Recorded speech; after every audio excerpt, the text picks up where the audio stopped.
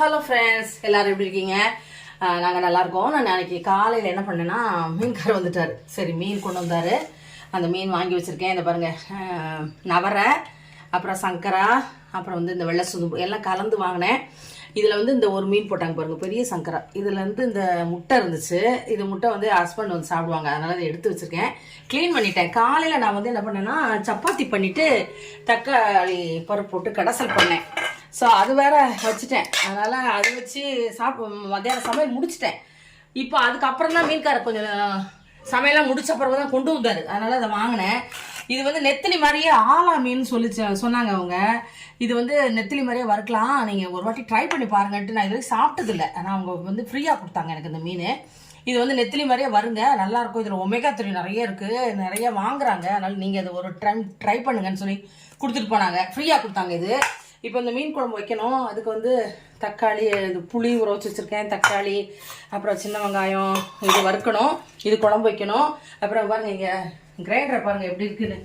மாவு அரைச்சேன். இப்போ கம்பு இட்லிக்கும் வெள்ளை இட்லி ரெண்டோத்தையும் சேர்ந்த மாதிரி மாவு அரைச்சி இப்போ தான் முடித்தேன். இனிமேல் தான் அந்த குழம்பு வைக்கணும். காலையில் கடைக்கு போயிட்டு வந்தேன், இந்த பேங்க்குக்கு போக வேண்டிய வேலை இருந்துச்சு. ஸோ பேங்க்குக்கு போயிட்டு வரும்போது அப்படியே காய் வாங்கிட்டு வந்தேன். வெங்காயம் வந்து 30 ரூபாங்க. அப்புறம் இஞ்சி வாங்கினேன், பச்சை மிளகாய். இந்த வெங்காயம் வந்து 1 கிலோ 10 ரூபா. அப்புறம் வாழைக்காய் வந்து 8 ரூபா. இந்த கீரை கட்டு பாருங்கள் 10 ரூபா. இதை வாங்கிட்டு வந்தேன். இனிமேல் இதெல்லாம் ஒன்றும் எடுத்தெல்லாம் ஒன்றும் வைக்கலை. இனிமேல் தான் எல்லாத்தையும் செய்யணும். மத்தியானத்துக்கு அவங்களுக்கு சமையலாம் பண்ணி முடிச்சாச்சு. இப்போது திரும்ப எனக்கு மத்தியானத்துக்கு செஞ்சு வச்சுட்டேன்னா நைட்டுக்கு நான் அதை யூஸ் பண்ணிப்பேன். இப்போ மீன் குழம்பு வைக்கிறது ஆல்ரெடி நிறைய வாட்டி நான் காமிச்சிட்டேன். அதனால் வீடியோ வைக்க அதெல்லாம் காமிக்க போகிறதில்ல. இதை மட்டும் நான் வறுத்து தான் உங்கள்கிட்ட காமிக்கிறேன். நான் ஈவினிங்க்கு ஒரு ஸ்நாக்ஸ் பண்ண போகிறேன். என்ன பண்ண போகிறேன்னா, சக்கரவள்ளி கிழங்குல ஒரு போண்டா செய்ய போகிறேன். ஆல்ரெடி நம்ம சேனலில் வந்து சக்கரவள்ளி கிழங்குல நான் வந்து வடை, அப்புறம் வந்து சுசி எல்லாம் கூட பண்ணியிருக்கேன். அதெல்லாம் கூட லிங்க் கொடுக்குறேன், நீங்கள் சர்ச் பண்ணி பாருங்கள். இப்போ அந்த சக்கரவள்ளி கிழங்கு வந்து நான் ஆவியில் வேக வைக்க போகிறேன். நம்ம டைரெக்டாக தண்ணியில் போட்டு வேக வச்சிங்கன்னா ஒரு மாதிரி சொதன்னு ஆகிடும். அதனால் ஆவியில் வேக வச்சிங்கன்னா நல்லாயிருக்கும். அதனால் இப்போ வந்து கீழே தண்ணி வச்சு மேலே வந்து தட்டு வச்சுருக்கேன். இப்போ இதை நான் இந்த கிழங்கை கழுவிட்டு வந்துட்டு மேலே இவ்வளோத்தையும் நான் போட போகிறதில்ல, சும்மா சாப்பிட்லாம். அதுக்காக கொஞ்சம் மொத்தமாகவே வேக வச்சிடலாம் அப்படின்னு சொல்லிட்டு எடுத்திருக்கேன். இப்போ இந்த தட்டில் வச்சுட்டு வேக வச்சுட்டு நான் உங்கள்கிட்ட காமிக்கிறேன் எப்படி செய்ய போகிறேன்றதை. இப்போ பாருங்கள், சக்கரவள்ளி கிழங்கு நல்லா ஆவியில் வேக வச்சுட்டேன். இதை நல்லா மேஷ் பண்ணி வச்சுக்கணும்.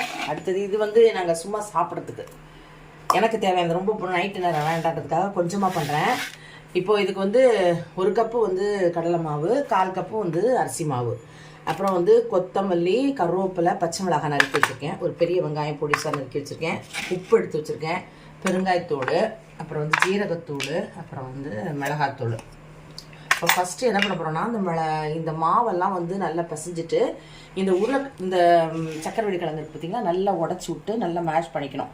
நீங்கள் மத்து வச்சு கூட பண்ணிக்கலாம், இல்லைனா மிக்சியில் போடக்கூடாது, ஏன்னா ரொம்ப குழக்குழன்னு ஆகிடும். இப்படி நல்லா இதில் உள்ள நாரெல்லாம் எடுத்துருங்க. எடுத்துட்டு சூடாக இருக்குது, அதனால் இப்போ இதை நல்லா பிசைஞ்சு வச்சுக்கிட்டு அதுக்கப்புறம் இந்த மாவை நம்ம வந்து கலக்க போகிறோம். இப்போ முதல்ல மாவை கலக்கிடலாமா?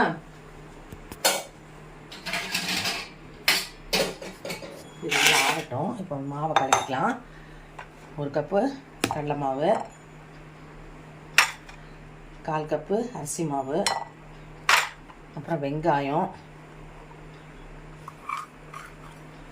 அப்புறம் கொத்தமல்லி நிறையா போடுங்க, நல்லாயிருக்கும். கொத்தமல்லி நான் நிறையா தான் போட்டிருக்கேன். அப்புறம் கொஞ்சம் பெருங்காயத்தூள். கடலை மாவு போட்டிங்கனாலே கொஞ்சம் பெருங்காயத்தூள் போட்டிங்கன்னா நல்லாயிருக்கும். கொஞ்சம் போல் உப்பு.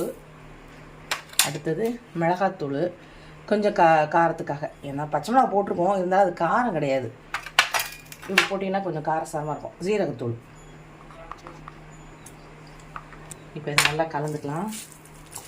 கலந்துட்டு இது ஒரு நம்ம அந்த போண்டா பதத்துக்கு மாவு பசஞ்சு வச்சுக்கணும். அதுக்கப்புறம் இதில் கலக்கணும். முதல்ல நம்ம அதை கலக்க வேண்டாம். சக்கரவள்ளி கிழங்கு சீசனில் வந்து சில நேரம் நம்ம வேக வச்சு பொரியல் பண்ணால் கூட நல்லாயிருக்கும். அது நாங்கள்லாம் சின்ன பிள்ளையா இருக்கும்போது எங்கள் அம்மா அது நல்லா ரவுண்டாக சின்ன சின்ன கிழங்காக வரும் பாருங்க, அதை நல்லா குழம்புல போடுவாங்க, கார குழம்புல சூப்பராக இருக்கும். கரோட்டு குழம்புல கூட போடுவாங்க, நல்லாயிருக்கும். இப்போ இங்கே வேக வச்சு சுகருக்கு ரொம்ப நல்லதுன்றாங்க சக்கரவள்ளி கிழங்கு. டைம் கிடைக்கும்போது, சீசன் கிடைக்கும்போது இருக்கும்போது நம்ம சக்கரவள்ளி கிழங்கு வாங்கி செஞ்சு சாப்பிட்லாம். ரொம்ப தண்ணியாக வேண்டாம், ஏன்னா நம்ம இந்த மாவு வேறு இந்த இது வேறு போடணும். அதுக்கப்புறம் பார்த்துட்டு வேணால் நம்ம தண்ணி கலந்துக்கலாம். இப்போ இது கலந்தாச்சு. இப்போ இந்த பதத்துக்கு, அதாவது இப்படி அள்ளி போடுற பதத்துக்கு இருக்கணும். இப்படி போடுற பழத்துக்கு இருக்கணும். இப்போ நம்ம அந்த சக்கரவள்ளி கிழங்கு இருக்குது இல்லையா, இதை அதில் கலந்துக்கலாம். நாரெல்லாம் இருந்ததுன்னா எடுத்துட்டுங்க. இது நல்ல கிழங்கா இருந்தது. கிலோ 50 ரூபான்னு வாங்கினேன். அன்னைக்கு போட 2 நாளைக்கு முன்னாடி வேக வச்சு சாப்பிட்டோம். சரி இன்னைக்கு இது தோணுச்சு, சரி செய்வோம் அப்படின்ட்டு தான் இது பண்ணுறேன். இதுவே எங்கள் 2 பேருக்கு ஜாஸ்தி தான் போல்.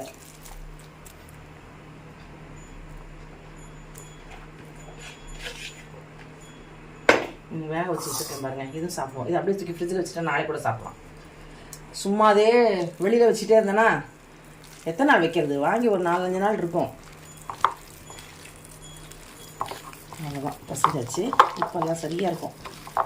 பத்தலைன்னா போட்டுக்கோங்க. இப்போ நம்ம வந்து எண்ணெய் காய வச்சு இதில் அந்த கட்டி இல்லாமல் நல்லா உடச்சி விட்டுக்கணும். அவ்வளோதான். பார்த்தீங்களா, இந்த பதத்துக்கு பசஞ்சு வச்சுட்டு நம்ம இப்படி இப்படி கிள்ளி கிள்ளி போட போகிறோம். அவ்வளோதான். போடும்போது காமிக்கிறேன், எண்ணெய் காய வச்சுட்டு காமிக்கிறேன். இப்போ பாருங்கள், சூப்பராக இருக்குது.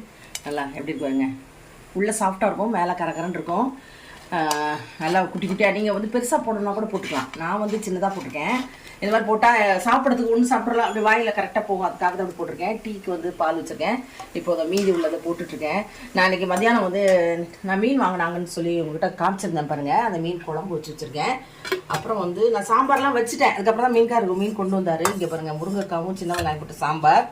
அப்புறம் நூக்கல் இருக்குது பார்த்தீங்களா, நூக்கலை வந்து கேரட் துருவுற மாதிரி துருவிட்டு தேங்காய் போட்டு பொரியல் பண்ணியிருக்கேன். அப்புறம் மீதி சக்கரவள்ளிங்களுக்கு இருக்குது. இந்த சக்கரவள்ளிங்க இன்றைக்கி சாப்பிடுவோம், இல்லைனா நாளைக்கு சாப்பிடுவோம். ஃப்ரிட்ஜில் வச்சுக்க வச்சுருவேன். இது கொஞ்சம் பால் குங்கிருச்சு. நம்ம டீ போட்டுட்டு இதுதான் வந்து ஈவினிங் ஸ்நாக்ஸ் எங்கள் வீட்டில் இன்றைக்கி. இந்த மாதிரி ட்ரை பண்ணி பாருங்கள், ரொம்ப நல்லாயிருக்கும். பிள்ளைங்களுக்கும் கொடுக்கலாம், நல்லதுங்க.